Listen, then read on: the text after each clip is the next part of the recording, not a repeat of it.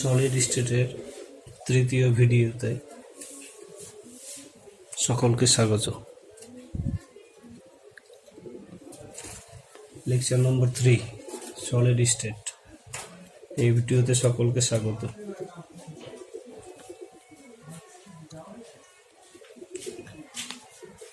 আমরা আজকে ইউনিট সেলের শ্রেণী বিভাগ শিখব। এর আগে পূর্বের ভিডিওতে আমরা ইউনিট সেলে কণাগুলির বিন্যাসের উপরে নির্ভর করে শ্রেণী বিভাগ আমরা দেখেছিলাম। কণাগুলো যেমন কর্নারে থাকলে সিম্পল কিউবিক সেল হয়, ফেস এবং কর্নারে থাকলে ফেস সেন্টার্ড হয়, বডিতে এবং কর্নারে থাকলে দেহকেন্দ্রিক হয়, এবং কর্নারে এবং দুটো ফেসের যে কোনো বিপরীত প্রান্তের দুটো ফেসে থাকলে এন্ড সেন্টার্ড হয়। তো কণার বিন্যাসের উপরে নির্ভর করে ইউনিট সেলগুলো আমরা দেখেছিলাম 4 প্রকারের। এখন আমরা এই ভিডিওতে শিখব সেল প্যারামিটার হিসাবে একক কোষ কত ধরনের হয়, একক কোষের যে বৈশিষ্ট্য সূচক রাশি তাদের হিসাবে। তো সেল প্যারামিটার বলতে এখানে কোনো একটা একক কোষ, এটা যদি একটা ইউনিট সেল হয় একক কোষ, তাহলে এটাকে আমরা যদি এক্স অ্যাক্সিস ধরি, এটা যদি আমাদের ওয়াই অ্যাক্সিস হয়, এটা হবে কি জেড অ্যাক্সিস। তো এই একক কোষটা এক্স অ্যাক্সিসকে বিতে ছেদ করেছে, জেড অ্যাক্সিসকে এতে ছেদ করেছে এবং ওয়াই অ্যাক্সিসকে সিতে ছেদ করেছে। এখন এক্স ওয়াই জেড আমি এখানে যে 3টা নিয়েছি, এখানে এক্স, কেউ যদি এটা ওয়াই নেয় তবুও হবে, এটা জেড হবে, তখন একই ব্যাপার দাঁড়াবে। তাহলে এখানে আমাদের এই যে আমরা এ নিয়েছি এই বাহুটা, তাহলে এর সামনে যে অ্যাঙ্গেলটা থাকবে সেটা হবে আলফা, এদেরকে অ্যাক্সিয়াল অ্যাঙ্গেল বলা হয়। বি বাহুর সামনে যে কোণটা থাকবে সেটা হচ্ছে বিটা, এবং সি বাহুর সামনে যে কোণটা থাকবে এই কোণটা সেটা হচ্ছে গামা। তো এদেরকে অ্যাক্সিয়াল অ্যাঙ্গেল বলা হয়। এখানে আমরা পরিষ্কার করে চিত্রটাতে বুঝতে পারবো যে এটা জেড, এটা এক্স, এটা কি ওয়াই। তাহলে এখানে আমাদের এর সামনের অ্যাঙ্গেলটা হচ্ছে আলফা, বি বাহুর সামনের অ্যাঙ্গেলটা হচ্ছে বিটা, এবং সি বাহুর আমাদের সামনের অ্যাঙ্গেলটা হচ্ছে গামা। এবং এ বি সি যে এখানে, এদেরকে বলা হয় আমাদের অ্যাক্সিয়াল লেন্থ বা কিনারার দৈর্ঘ্য বলা হয় A B সিকে, R alpha beta গামাকে বলা হয় কিনারার মধ্যবর্তী কোণ বা অ্যাক্সিয়াল অ্যাঙ্গেল। তো এই 3 ধরনের আমাদের 3টে কোণ এবং এই 3টে বাহু, এদের হিসাবে আমরা সেলগুলোকে বা একক কোষগুলোকে যখন ভাগ করে থাকি তখন সেটাকে বলা হয় আমাদের সেল প্যারামিটার হিসাবে একক কোষের শ্রেণী বিভাগ। তো দেখি আমাদের এই এবিসি হিসাবে একক কোষ কত ধরনের হয়।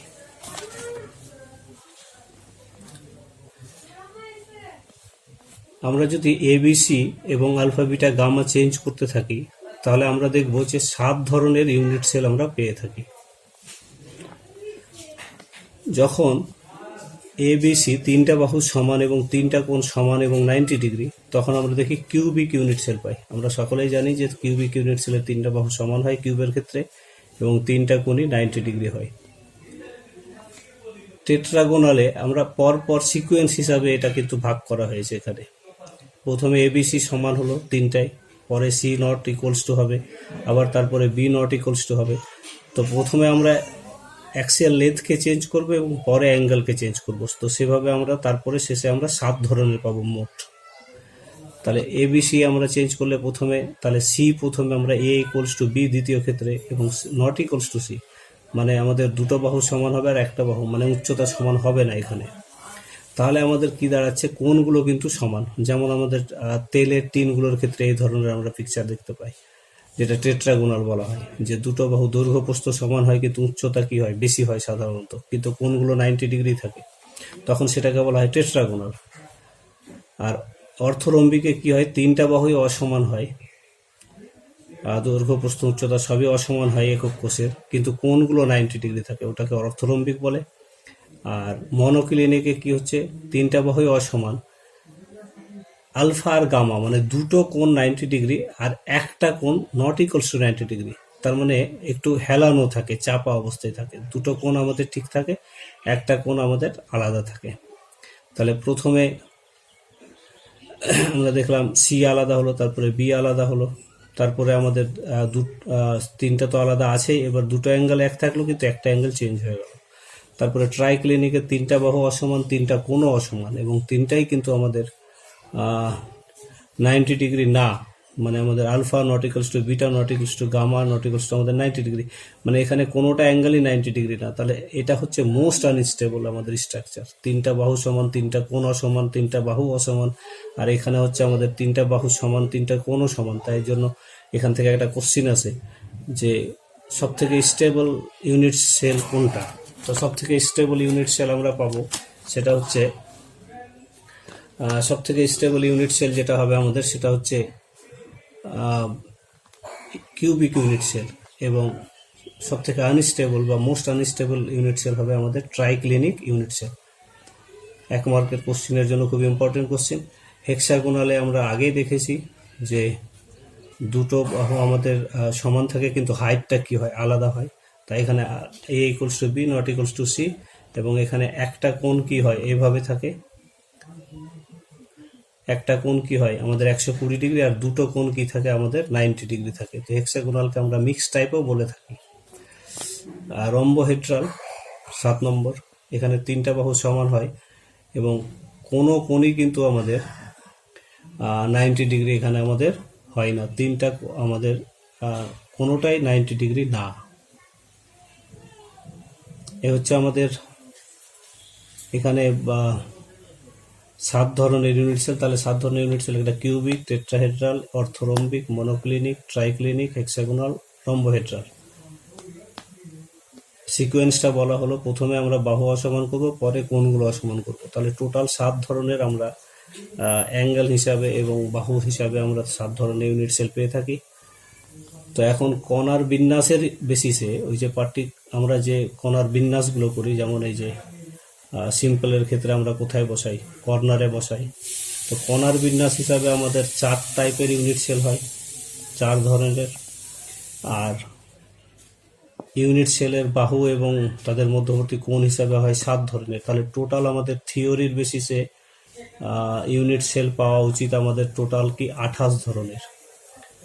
কণার বিন্যাস হিসাবে 4 এবং 7 ধরনের ইউনিট সেল আছে। তাহলে 7 ধরনের ইউনিট সেলে আমরা যদি 4 ভাবে যদি কণাগুলোকে সাজাই, তাহলে মোট আমরা কত ধরনের ইউনিট সেল পেয়ে থাকবো? 28 রকমের। কিন্তু বাস্তবে আমরা 28 রকমের পাই না। এই যে 28, এটা আমরা পাই না। আমরা বাস্তবে এক্সপেরিমেন্টালি দেখা গিয়েছে আমরা কত ধরনের পাই?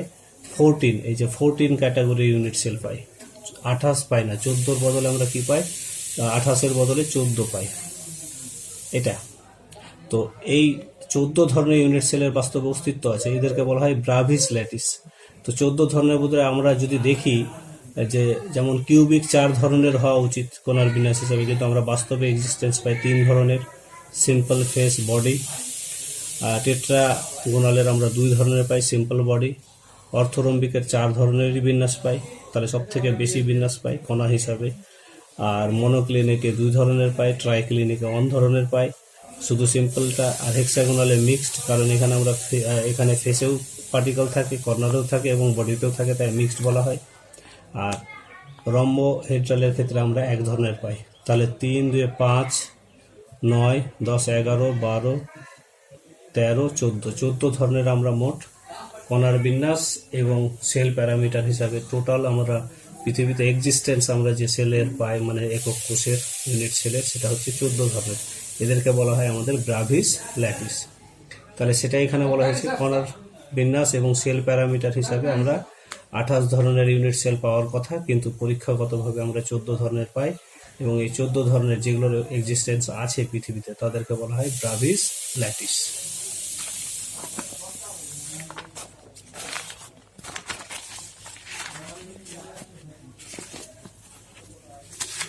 এবারে আমাদের পরের পার্ট, ইউনিট সেলে একক কোষের ক্ষেত্রে আমরা তাদের যে কিনারার দৈর্ঘ্য বাহুর দৈর্ঘ্য আর কি, এবং যে পার্টিকেলগুলো সাজানো আছে একক কোষে যে অ্যারেঞ্জমেন্ট থাকে তাদের পার্টিকেল কণাগুলোর ব্যাসার্ধ, তাহলে এদের মধ্যে রিলেশন বার করব।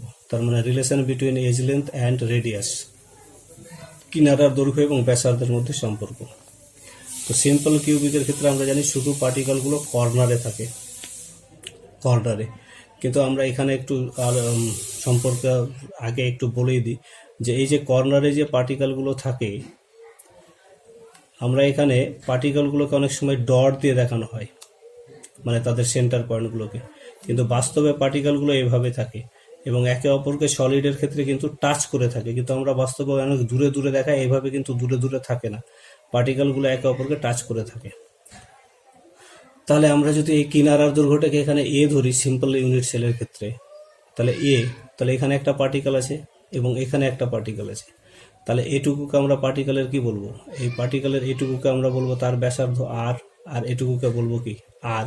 এবং পার্টিকেলগুলো যেহেতু টাচ করে থাকে, গায়ে গায়ে লেগে থাকে, তাহলে দৈর্ঘ্যের মধ্যে কটা আর আছে, দুটো আর, যেহেতু টাচ করে থাকছে, তাহলে 2r সমান এখানে কি সিম্পল কিউবিক সেলের ক্ষেত্রে কি তাহলে আর সমান কি a/2। তো এই রিলেশনটা আমরা আর এবং এর রিলেশন সিম্পল কিউবিক ইউনিট সেলের ক্ষেত্রে আমরা এটা পাবো সরল একক কোষের ক্ষেত্রে। পরে ফেস সেন্টারডে আমরা যদি দেখি তাহলে কি হবে, পার্টিকেলগুলো কি থাকে, কর্নারে থাকে আমরা জানি, এবং প্লাস কি থাকে, তাদের ফেসগুলোতে থাকে, 6টা ফেসে থাকে। তো এখানেও পার্টিকেলগুলো এভাবে থাকে, এই যেটা কর্নারের পার্টিকেল, এটা হচ্ছে আমাদের কি কর্নারের পার্টিকেল, এটা হচ্ছে কি একটা ফেসের পার্টিকেল। তাহলে এটুকু হচ্ছে আর, এই কর্নারের, এটার জন্য এটা আর, এবং এখানে কটা আর আছে, দুটো আর। তাহলে এটা তো আমাদের এবং এটাও কি তাহলে এটা একটা এই যে এটা হচ্ছে এটা তাহলে এটা তো একটা সমকোণী ত্রিভুজ। তাহলে এখানে আমাদের এই টোটাল আমরা কত পেলাম, আর আর আর এবং আর, মাঝের পার্টিকেলের জন্য 2r, এটার জন্য আর, এটার জন্য আর, তাহলে এদিকে হলো 4r। তো অতিভুজ স্কোয়ার সমান আমরা জানি কি লম্ব স্কোয়ার আর ভূমি স্কোয়ার, তাহলে লম্ব স্কোয়ার ভূমি স্কোয়ার করলে আমরা এখানে অতিভুজের জায়গায় পেলাম কি 4r, এই যে এখান থেকে এটুকু আর, এটুকু আর, এটা আর এবং এটা, তাহলে আমরা 4r হোল স্কোয়ার করলাম। তাহলে এখান থেকে আমরা কি পাচ্ছি হিসাব করে, 2a স্কোয়ার সমান 16r স্কোয়ার, হিসাব করে a স্কোয়ার সমান 16/2r স্কোয়ার, সমান আমরা পেলাম 2√2r, বা আর সমান আমরা পাচ্ছি a/2√2, যেটাকে আমরা সিম্পলভাবে বলতে পারি আর সমান, যদি আমরা হর নিরসন করি তাহলে a√2/2 ইন্টু √2 ইন্টু √2। তো এখান থেকে আমরা পাই আর সমান কি √2a/4। তাহলে আমরা ফেস সেন্টার্ড ইউনিট সেলের ক্ষেত্রে আর সমান পাই আমরা √2a/4, বা আর সমান আমরা পেয়ে থাকি, বইয়ে দেওয়া আছে এই অংশটা a/2√2, একই, দুটো একই জিনিস। তাহলে সরলের ক্ষেত্রে আর সমান a/2, ফেস সেন্টার্ডের ক্ষেত্রে আর সমান হচ্ছে √2a/4। এবার হচ্ছে আমাদের body centred unit cell. Body centred unit সেলে কি হয়, কর্নারগুলোতে পার্টিকেল থাকে প্লাস বডিতে মাঝে থাকে, কিউবের মাঝে। তো কিউবের মাঝে এবং এখানে আমাদের, তো এই বডিটা হচ্ছে ওই ঘরের কর্নার মতো, যেটা আমরা সমকোণী চৌপল 9 বা 10-এ আমাদের যে ম্যাথসে করা হয়েছে। তো সমকোণী চৌপলের ক্ষেত্রে আমরা জানি যে কর্ণ কি হয়, দৈর্ঘ্য স্কোয়ার, প্রস্থ স্কোয়ার, উচ্চতা স্কোয়ার, তাহলে a square, b square, c square. তো এখানে যেহেতু আমাদের ইউনিট সেলটা কিউবিক, তার জন্য এখানে আমরা কি হয়ে যাবে, কর্ণ স্কোয়ার সমান হবে a square plus a square plus a square, তাহলে 3a স্কোয়ার। তাহলে আমরা এখানে রিলেশন কি পাবো, আর কর্ণ যেটা, কর্ণতে কটা আর আছে আমরা যদি দেখি, তাহলে এই পার্টিকেল, এটা একটা পার্টিকেল, ঘরের কর্ণ, কিন্তু এটা এই ফেসের কর্ণ না, এই কর্ণ বরাবর, যেমন ঘরে আমাদের এই একটা ঘরের কি হয়, এই ডায়াগোনালটা ত্রিমাত্রিক। তাহলে এখানে আমরা কি পাচ্ছি, ঘরের কর্ণ হয় কি a square, a square, a square, মানে এখানে ঘনকের জন্য 3টাই দৈর্ঘ্য, প্রস্থ, উচ্চতা আলাদা না, একই। তাহলে 3a স্কোয়ার সমান আমরা এখানে কটা আর পাচ্ছি, এটা পার্টিকেলের আর, এটা পার্টিকেলের আর, আর আর 2r হলো, এটা একটা আর 3r, আর এই আরটা যেহেতু টাচ করে আছে এরা, তাহলে বডির জন্য, বডির পার্টিকেলটার জন্য 2r, কর্নারের জন্য একটা আর এদিকের কর্নারের জন্য একটা, তাহলে 4r স্কোয়ার সমান আমরা পাবো এটা কর্ণ। তাহলে এখান থেকে আমরা কি রিলেশন পেলাম, 3a স্কোয়ার সমান 16r স্কোয়ার। এখান থেকে আমরা ক্যালকুলেশন করে আমরা পাচ্ছি 4/√3 ইন্টু কি আর, বা আর সমান আমরা পাচ্ছি কি √3/4 ইন্টু a। কেলাসের প্রকৃতি। এবার আমরা যদি সামারি করি, সামারি তিনটার, তো সিম্পল কিউবিকের ক্ষেত্রে আমরা পার্টিকেল আগে বার করেছি একটা হয়, এবং এখানে আর সমান হয় a/2। ফেস সেন্টারের ক্ষেত্রে আমরা পার্টিকেল বার করেছি চারটা, এবং আর এর সঙ্গে এর রিলেশন হচ্ছে √2a/4 বা a/r সমান 2√2। বডি সেন্টারের জন্য পার্টিকেল হয় 2 র্যাঙ্ক আর কি, পার্টিকেল থাকে বডি সেন্টার ইউনিট সেলে। এবং এখানে এফেক্টিভ পার্টিকেল সংখ্যা মানে বার করা হয়েছে, আগে দেখানো হয়েছে কি করে নির্ণয় করা যায়। এবং আর সমান হয় √3a/4। এখানে একই রকম করা হয়েছে, যে একটু a/2, এখানে √2a/4, এখানে √3a/4, এভাবে মনে রাখা যেতে পারে। এখান থেকে একটা কোশ্চিন থাকে রিলেশনের উপরে, বা বিশেষ করে এমসিকিউ কোশ্চিন। এবার আমরা প্যাকিং এফিসিয়েন্সি আমরা দেখব, যে প্যাকিং এফিসিয়েন্সি বা প্যাকিং ফ্র্যাকশন। প্যাকিং এফিসিয়েন্সি বলতে কি বোঝায়, যে একটা ইউনিট সেল, যে এই যে একটা ইউনিট সেল, এর তো একটা নির্দিষ্ট আয়তন আছে, এবং কত সেটা আমরা জানি a³। এবং এর মধ্যে কণার বিন্যাস বিভিন্ন ধরনের হয়। আমরা দেখেছি যে সিম্পল ইউনিট সেল হলে একটা কণা থাকে কিউবের মধ্যে, বডি সেন্টার হলে দুটো থাকে, ফেস সেন্টার হলে চারটা থাকে। তো এখন এই যে ইউনিট সেলটা আছে, এর মধ্যে কটা কণা রয়েছে? ইউনিট সেলের তো মোট আয়তন a³, কিন্তু এই a³ মধ্যে যদি একটা কণা থাকে, তাহলে একটা কণা যদি থাকে, তাহলে আমরা একটা কণাকে গোলক হিসাবে ধরলে তার আয়তন কি হবে? 4/3πr³। তাহলে এই টোটাল আয়তনটার মধ্যে একটা পার্টিকেল থাকলে এতটা জায়গা, তাহলে এতটা আয়তন কি হয়েছে? পার্টিকেলের জন্য লেগেছে, বাকিটা তাহলে লাগেনি। তাহলে টোটাল আয়তনের মধ্যে কত আয়তনের পার্টিকেল আছে সেটাকেই বলা হয় কি? আমাদের প্যাকিং ফ্র্যাকশন।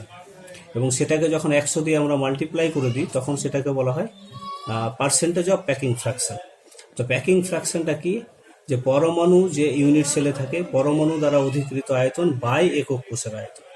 আর প্যাকিং দক্ষতাকে আমরা যখন পার্সেন্টেজে লিখব, প্যাকিং এফিসিয়েন্সিকে পরমাণু দ্বারা অধিকৃত আয়তন, প্যাকিং ফ্র্যাকশন যেটা পেলাম বাই একক কোষের আয়তন, মানে একটা কোষের টোটাল আয়তনের মধ্যে কতটা আয়তনে আমাদের মানে পার্টিকেল আছে। যেমন একটা বক্সে আমরা যখন আপেল বা লেবু বা কোনো কিছুকে সাজানো হয়, তখন পুরো বক্সটা কিন্তু মধ্যে লেবু থাকে না, কিছুটা জায়গা ফাঁকা থেকে যায়। তাহলে টোটাল বক্সের যতটা আয়তন আছে, তার মধ্যে কতটা আয়তনে লেবু বা আপেল রয়েছে, সেটাকে বলা হয় প্যাকিং ফ্র্যাকশন।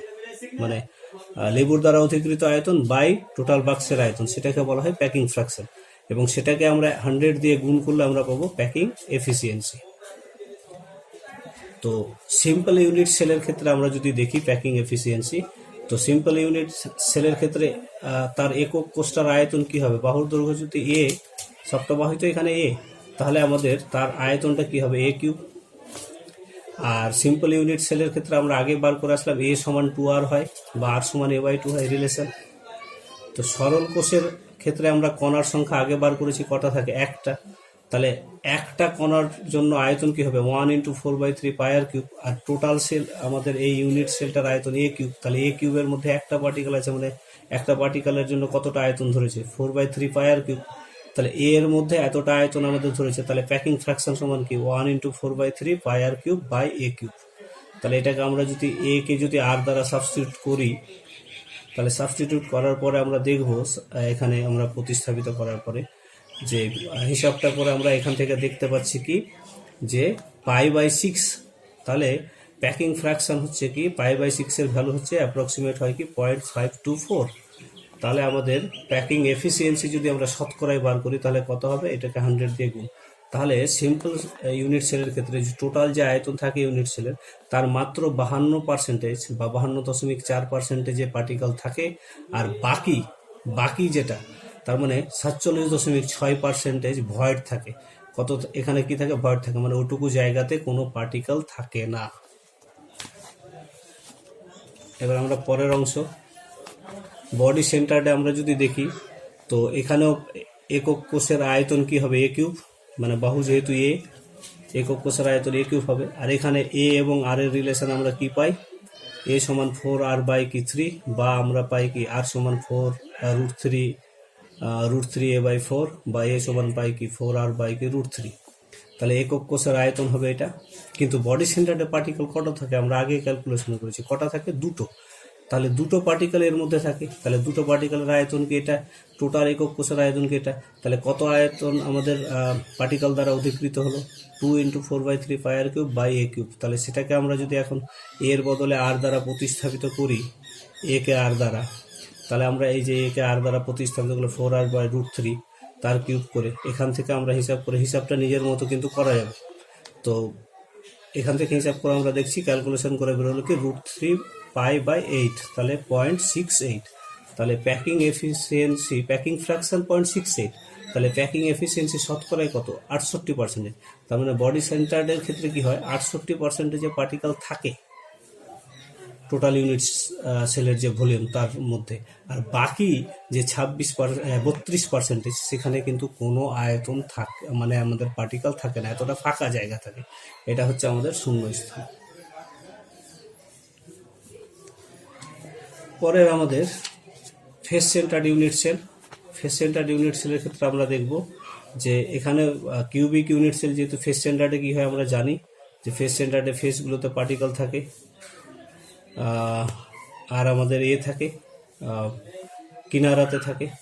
তো ফেস সেন্টার্ড ইউনিট সেলের ক্ষেত্রে আমরা দেখি বাহুর দৈর্ঘ্য তো এখানে, তাহলে এর আয়তন কি হবে, এ কিউবের মধ্যে, এবং ফেস সেন্টারে আমরা রাখি মোট পার্টিকেল কটা পাওয়া গেছে ক্যালকুলেশন করে আগে আমরা দেখেছি, র্যাঙ্ক সেটা পেয়েছি আমরা 4, তাহলে 4টা পার্টিকেলের জন্য কত আয়তন হবে, 4 × 4/3πr³। তাহলে এটাকে আমরা এ কে আবার যদি আর দ্বারা রিলেশন জানি, এ কে যদি আর দ্বারা প্রতিস্থাপিত করি তাহলে এটা হবে। তাহলে ক্যালকুলেশন করে আমরা কি দেখতে পাচ্ছি যে ফেস সেন্টার্ড ইউনিট সেলের ক্ষেত্রে প্যাকিং ফ্র্যাকশন হচ্ছে 0.74, তাহলে পার্সেন্টেজে হবে 74%, এবং তাহলে বাকি কত ফাঁকা জায়গা ভয়েড কত আছে 26%। তাহলে 3 প্রকারের কণার বিন্যাস হিসাবে আমরা যে ইউনিট সেল পেলাম, তার মধ্যে দেখলাম সিম্পলে সব থেকে বেশি ফাঁকা জায়গা থাকে প্রায় 47.6, বডি সেন্টারে দেখলাম 32% ফাঁকা থাকে, 68% আমাদের থাকে পার্টিকেল, এবং ফেস সেন্টারে আমরা দেখছি 74% পার্টিকেল থাকে, ভয়েড থাকে 26%। তাহলে ফেস সেন্টারে পার্টিকেলগুলো সব থেকে বেশি ক্লোজলি প্যাকড থাকে, এবং এখানে ফাঁকা জায়গা কি থাকে, কম থাকে। তাহলে প্যাকিং ফ্র্যাকশন কিন্তু সব থেকে বেশি আমাদের ফেস সেন্টারে। এখান থেকে একটা কোশ্চেন কিন্তু পরীক্ষাতে থাকবেই, সিম্পল, বডি এবং ফেস, তবে সব থেকে বেশি ইম্পর্টেন্ট বডি এবং ফেস সেন্টার্ড ইউনিট সেলের যে প্যাকিং ফ্র্যাকশন এবং ভয়েড নির্ণয় বা ফাঁকা জায়গা।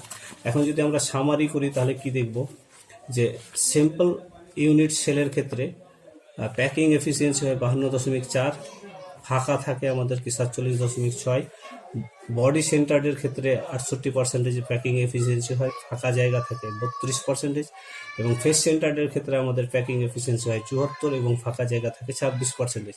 তো এই যতগুলো বলা হলো দরকার, মানে আজকে এই লেকচার নম্বর 3-তে, সেগুলো নিজেরা যতদূর সম্ভব নোট করে রেখো।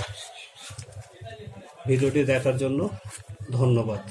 আগামী লেকচারে আমরা লেকচার নম্বর 4 যে করব, সেখানে আমরা জানব কোঅর্ডিনেশন নম্বর এবং বিভিন্ন ধরনের আমাদের ক্লোজ প্যাকিং, সেটা 1D 2D বা 3Dতে কীভাবে পার্টিকেলগুলোর ক্লোজ প্যাকিং হয় আমাদের। ধন্যবাদ সকলকে।